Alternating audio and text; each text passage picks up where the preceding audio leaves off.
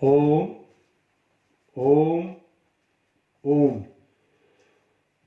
सभी साथियों का सत्यार्थ प्रकाश चैनल में स्वागत है। सज्जनों, जैसा आपको विदित है, हमने पहले अभी एक वीडियो जो डाली थी जिसमें ऋग्वेद के द्वासुपर्णा संयोजा सखाया मंत्र के आधार पर व्याख्या की थी और हम उसमें ईश्वर की ही केवल चर्चा कर पाए। जो दो पदार्थ हमारे रह गए थे अनचर्चित, जिनमें एक आत्मा है और प्रकृति है, तो उन पे हम थोड़ी चर्चा करते हैं। और आपको जो भी हमारे चैनल के माध्यम से आप कुछ जानना चाहते हैं, और आपको मैं एक बात बता देता हूं, यदि आप सत्य जानना चाहते हैं तो इस सत्यार्थ प्रकाश चैनल के बाहर, यानी आर्य समाज के बाहर, कोई चीज आपको ऐसी नहीं मिल सकती कि जो आपको सत्य बता सके। केवल आपकी व्यवस्था और मजबूरी होगी। यदि सत्य जानना चाहते हैं तो आप हमारे समाज की शरण में और इस सत्यार्थ प्रकाश चैनल से के माध्यम से आप जान सकते हैं। यानी जैसे हम बता चुके हैं, केवल सत्यता का आधार वेद है, परमात्मा का ईश्वरीय ज्ञान वेद है, कुरान नहीं है, बाइबल नहीं है, भगवत गीता नहीं है, गुरु ग्रंथ नहीं है, केवल वेद है, केवल वेद है, केवल वेद है। तो उसी आधार पर हमने पहली चर्चा की कि ईश्वर कैसा होता है। वो न्यायकारी है, दयालु है, मंदिर में गुरुद्वारे में ही नहीं रहता, सर्वत्र रहता है। उसकी आराधना कैसे की जा सकती है, थोड़ा सांकेतिक असर हमने किया था। अब जो हम जिन पे चर्चा नहीं कर पाए हैं वो विषय है आत्मा, जिसमें हम अब चर्चा करना चाहते हैं। जो जैसे हमने बताया था, तीन पदार्थ अनादि हैं, एक आत्मा है, एक परमात्मा है, एक प्रकृति है। तो हम परमात्मा के ऊपर तो संक्षिप्त चर्चा कर चुके हैं, लेकिन अब हम आत्मा के ऊपर संक्षिप्त चर्चा करते हैं। आत्मा क्या है? आपको यह आश्चर्य होगा या आपने कभी विचारा नहीं होगा। आत्मा एक ऐसी शक्ति है, ऐसी एक सूक्ष्म वस्तु है जो देश विशेष में रहती है। और ये देश विशेष में रहती है या देखी जा सकती है। लेकिन आप कहेंगे कि देखी तो नहीं जा सकती। ये देखी जा सकती है कि जो आत्मा होती है, जो मोक्ष में आत्माएं होती हैं, आपस में चर्चा करती हैं। यदि वो देख नहीं सकती तो फिर आपस में चर्चा कैसे करती हैं? वो जब ही आपस में चर्चा मिलन जब ही कर सकती हैं जब वो देखी जा सकती हो। तो इससे आपका जो भ्रम हो कि आत्मा देखी नहीं जा सकती, वो देखी जा सकती है, लेकिन वो देखने वाले नेत्र अलग चाहिए, वो साधन अलग चाहिए, वो शक्ति अलग चाहिए। तो यही ये विषय कर समाप्त करते में ये कह रहे हैं, आत्मा फिर है क्या कि एक ऐसी शक्ति है जो परमात्मा ने बनाई नहीं है। परमात्मा का वो अंश और वंश भी नहीं है। एक ही धारणा है लोग बागों में, आत्मा जो है परमात्मा का अंश है या वंश है।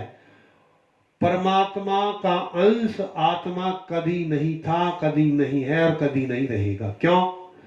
अंश ऐसा ही होता है जैसा वो मूर्त चीज होती है। जो श्वेत चीज जैसी है, अंश वैसा ही होता है। जैसे आप एक नीम का वृक्ष देख रहे हैं, तो नीम का वृक्ष जैसा है, उसका एक पत्ता भी वैसा ही है। तो ये कोई भी आप चीज देख लें, एक पन्ना ले लेते हैं, एक कागज ले लें, तो जो उस कागज की जैसी क्वालिटी यदि एक है, उसका अंश है, तो छोटा तो हो सकता है, बड़ा छोटे का तो अंतर है, लेकिन अंश का अंतर, अंश अलग हो जाए और वो अलग हो जाए, ये नहीं हो सकता। यदि आत्मा परमात्मा का अंश होता तो वो सब गुण आत्मा में भी होते जो परमात्मा में हैं, और यदि वो सब गुण परमात्मा के आत्मा में भी होते तो फिर स्वाभाविक अर्थापत्ति ज्ञान है कि आत्मा के जो गुण है वो सब परमात्मा में होते। और आत्मा देखते हैं कि हम आत्मा चोरी भी करता, जारी भी करता, डकैती भी करता, झूठ भी बोलता, तो ये सब गुण परमात्मा में घटित हो जाते। लेकिन ये गुण जब उसमें परमात्मा में कभी घटित हो, और परमात्मा के गुण आत्मा में घटित नहीं हो सकते। आत्मा एक देशी है, वो सर्वदेशी है, वो सर्वशक्तिमान, ये शक्तिमान, वो सर्वज्ञ, ये अल्पज्ञ। तो जब इतना अंतर है तो ये सिद्ध होता है कि आत्मा परमात्मा का अंश है नहीं है। और जो दूसरा प्रश्न, वंश, वो परमात्मा का वंश भी नहीं है। वंश से मेरा तात्पर्य यह है कि जैसे पिता है, माता है, उनके पुत्र पैदा होता है, फिर उसके पुत्र होता है, फिर उसके पुत्री होती है, फिर पुत्र होता है, फिर पुत्री होता है। ये क्या है? ये वंश है। लेकिन हम देखते हैं कि पिता, पिता किसे कहते हैं? जो भरण पोषण करता हो। तो केवल पिता उसको नहीं कहते कि जिसके रक्त के द्वारा यही संतान पैदा हुई है, वंश में ही हुई हो, तो वो दूसरी जगह भी हुई हो, जो भरण पोषण करता है, उसे पिता कहते हैं। ऐसे ही बिना जन्मा भी, बिना शादी किए भी आदमी पिता होता है। और परमात्मा भी भरण पोषण करता है, इसलिए पिता। इसलिए पिता नहीं है कि उसके हृदय से आत्मा निकली और वो फिर जन्म ले लिया, इसलिए पिता नहीं। इसलिए पिता परमात्मा है कि वो भरण पोषण करता, सब व्यवस्था करता है। और वो इसलिए पुत्र है, वो उसे इतना स्नेह करता है कि उसके लिए सब कुछ रचता है। परमात्मा आत्मा के लिए सब कुछ रचता है। जितना स्नेह सांसारिक पिता पुत्र से करता है, इतना ही स्नेह परमात्मा भी आत्मा से करता है। ये सब संसार जो उसने रचा है, सब केवल किसके लिए रचा है? आत्मा के लिए रचा। इन रची हुई चीजों में एक भी पदार्थ का उपयोग परमात्मा नहीं करता। केवल केवल केवल आत्मा के लिए सब पदार्थ बनाए हैं। तो ये ऐसा पिता पुत्र का संबंध जो है, पालक और पलने वाला, जो उसका हितैषी है। और जब ये जीव गलती करता है तो उसे दंड भी देता, क्षमा नहीं करता। परमात्मा का एक गुण विशेष है, क्षमा को। कोई ऐसे भजन भी बना लिए हैं कि क्षमा करो अपराध सबर भाव से कर दो पार। परमात्मा कभी भी क्षमा नहीं कर सकता। जैसे कर्म किए हैं, ना उनको गुरु रोक सकता, ना पिता रोक सकता, ना पुत्र रोक सकता, ना पत्नी रोक सकती, ना पुत्री रोक सकती। ये जो लोग बाग ऐसा समझ रहे हैं हमने नामदान ले लिया, हमारे पाप कर्म गुरु जी ने ओढ़ लिए, ऐसा कुछ नहीं है। वैसे कुछ साक्षात्कार समझ में आ रही है। जो लोग बाग इतने भ्रम में थे कि हमने आसाराम जी से नामदान ले लिया, हमने राम रहीम से नामदान ले लिया, अब हमारे सबड़े पाप जो गुरु जी ने ले लिए हमें सचखंड में ले जाएंगे। लेकिन आप देखेंगे जो दुनिया को सचखंड में ले जा रहे थे, वो स्वयं ही सचखंड में न जा पाए, वो स्वयं जेल में पड़े हैं। तो संसार को थोड़ा थोड़ा विदित हो रहा है। कुछ अभी और बाहर ढोंगी हैं, जो जिनका ढोंग चल रहा है, एक दिन अवश्य उनका भी ढोंग परमात्मा खोलेगा। दिन वहां देर तो है, लेकिन अंधेर नहीं है। थोड़ी देर के लिए बादल या धुआं सूर्य को ढक तो सकता है, लेकिन समाप्त नहीं कर सकता, बुझा नहीं सकता। ऐसी सत्य तो निखर के आएगा। जो आर्य समाज है वो सत्य रूपी सूर्य की तरह है, जो सदा चमकता है और सदा चमकेगा और चमकता रहा है। वेद सदा रहे हैं, सदा हैं और सदा रहेंगे। तो इसलिए वेदों के विद्वान और वेदों के ज्ञाता, वेदों के वक्ता भी सदा है, सदा हैं और सदा रहें। तो हम आत्मा के ऊपर चर्चा कर रहे थे कि आत्मा क्या है। वो एक आत्मा ऐसी शक्ति है जो एक देश में रहती है। परमात्मा उसके हित के लिए उसे शरीर धारण कराता है, उसे हम स्थूल शरीर कहते हैं। ये विषय दूसरे प्रसंग में डालेंगे, यहाँ इसमें हम इतनी लंबी चर्चा नहीं कर पाएंगे, इतना हमें विषय विस्तार के वैसे हम छोड़ रहे हैं। हम बता रहे हैं कि आत्मा क्या है, एक देशीय है। परमात्मा जैसे कर्म करता है उसे वैसी व्यवस्था देकर। आत्मा का किसी से पिता पुत्र का संबंध नहीं है, ना आत्मा का आत्मा से है। कोई भी आत्मा किसी की पिता नहीं है, कोई भी आत्मा पुत्र नहीं है। ये क्रम है। कितनी देर पिता पुत्र बनता, फिर पुत्री बनती है, फिर पिता बनता, जैसे कि रेट चलती है। और बाल्टी कभी खाली होती है, फिर भर के आती है, फिर नीचे जाती है, फिर ऊपर आती है। यही सिस्टम संसार का है। जो पहले पिता था, फिर दादा हो गया, फिर एक पोता बन गया, पोता फिर जाकर के फिर पोता बना, फिर जाकर के बेटा बन गया, फिर पोता बन गया। ये क्रम चल रहा है। और कोई जरूरी नहीं है जो आपके पोते के रूप में, पड़पोते के रूप में आपके घर में आए वो मित्र ही आए, आपका शत्रु भी आ सकता है। और ये भी नियम नहीं है कि जो आत्मा मृत्यु होगी अब वो पुनः जो मनुष्य ही बनेगा, वो कुछ भी बन सकता है। जैसे उसके कर्म हैं, यदि उसके कर्म अच्छे बुरे बराबर हैं तो उसको शरीर मिल जाएगा मनुष्य का। और यदि बुरे कर्म अधिक है तो मनुष्य का शरीर नहीं मिलेगा। और यदि अच्छे हैं तो उसे ऐसे साधन मिलेंगे कि वो संपन्न परिवार के अंदर भेजा जाएगा। और यदि उसके बुरे कर्म हैं लेकिन आधे हैं तो ऐसे नीच दुष्ट परिवार में भेजा जाएगा जहाँ जीवन भर महा दुख पाएगा। तो ये जो कर्म है ये आत्मा के लिए परमात्मा ने बनाया, उसकी व्यवस्था के लिए, उसकी रक्षा के लिए सब कुछ करता है। ऐसा आत्मा इस संसार में है। ये संसार, ये शरीर उसके लिए मंदिर भी है और जेल भी है। जब परमात्मा किसी के बुरे कर्मों का दंड देता है तो इसी शरीर में लाकर के देता है, और जब उसे फल देता है तो अभी इसी शरीर में लाकर के देता है। एक अवस्था और इस आत्मा की होती है कि जब ये बहुत अच्छे कर्म करती है और ये परमात्मा से प्रार्थना करती है कि परमात्मा मुझे आप इस जन्म मरण के चक्कर से छुटा दो, तो कुछ समय के लिए परमात्मा उस आत्मा का स्तर हो जाने पर, योग्यता हो जाने पर, ऐसा नहीं जैसे आजकल अंधेर नगरी चौपट राज, किसी को भी फेल मत करो, जो जानता है वो भी दूसरी क्लास में, जो नहीं जानता वो भी अगली क्लास में, पेपर देने की कोई जरूरत नहीं, फिर अगली क्लास में। ये मूर्ख तंत्र व्यवस्था इन नेताओं ने कर रखी है। तरस आता है इनकी बुद्धि पे, और कि पागल पता नहीं इस देश का क्या करेंगे, इस विद्या का कैसे करेंगे। पहले कोई आधार नहीं, आरक्षण आरक्षण खैर ये विषय हमारा आज नहीं, हम इस पर चर्चा नहीं करेंगे, फिर पुनः करेंगे।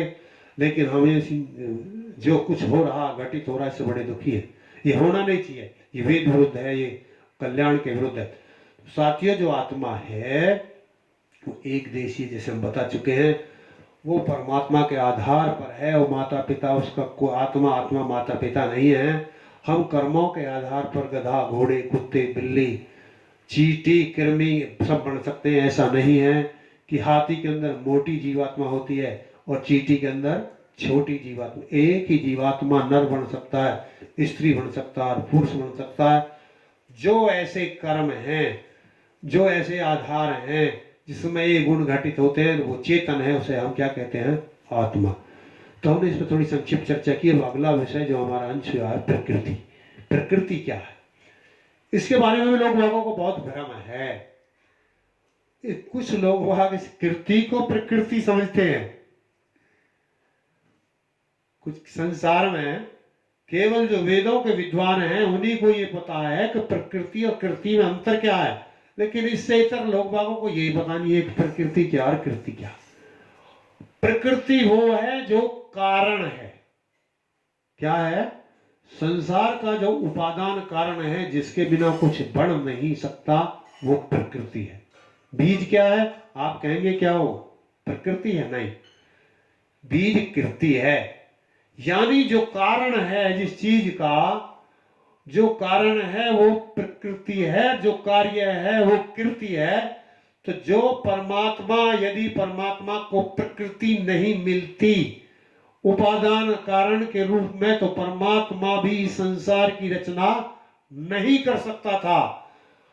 और जो आप और हम या सांसारिक जीव कोई भी रचना करते हैं तो उनको परमात्मा की प्रकृति से कृति मिलती है। उस कृति से जो रचना करते हैं, यदि ये रचना नहीं मिली होती तो संसार में मनुष्य भी कोई कुछ नहीं कर सकता था।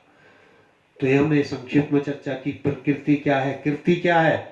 यानी परमात्मा प्रकृति से कृति करता है और जीव कृति से नहीं, प्रकृति से प्रकृति करता है और वो रचना करता है। वो प्रकृति कृति संसार का निमित्त कारण है, उपादान कारण, सॉरी उपादान कारण वो प्रकृति है जिससे परमात्मा संसार को बनाता है। इस पे जब यदि आप कुछ भी ज्यादा जानना चाहते हैं, कुछ शंका रही हो या कोई विषय हम ज्यादा ना बता पाए हो, ऐसा नहीं है कि ये विषय केवल इतना ही है। यहाँ समय की बाध्यता है, विषय विस्तार के वैसे हम ज्यादा नहीं बोल पाते हैं। इस विषय पर और भी बहुत ज्यादा रेश की बात है। तो जो आप जानना चाहते हैं, आपको कोई शंका हुई हो या आपको कोई आपत्ति हुई हो, दोनों के लिए स्वागत है। आपको यदि अच्छा लगता है तो जो हमारा प्रयोजन है कि सत्य विश्व में जाए, संसार में जाए, तो आप इसको शेयर जरूर कीजिए, जिससे जो एक अनावश्यक संसार के अंदर आतंकवाद फैला हुआ है, हमारा संकल्प है कि इस असत्यता की जड़ को हम बिल्कुल उखाड़ करके छोड़ेंगे और बताएंगे कि सत्य क्या है संसार को। और उन सब बुद्धिजीवियों से अपील है, प्रार्थना है, जैसे हम पूर्व के स्टों में भी कर चुके हैं, कि हमारे कहने का मतलब अन्यत्र ना लें। हमारा प्रयोजन किसी का दिल दुखाना नहीं है, लेकिन सत्य बताना जरूर है।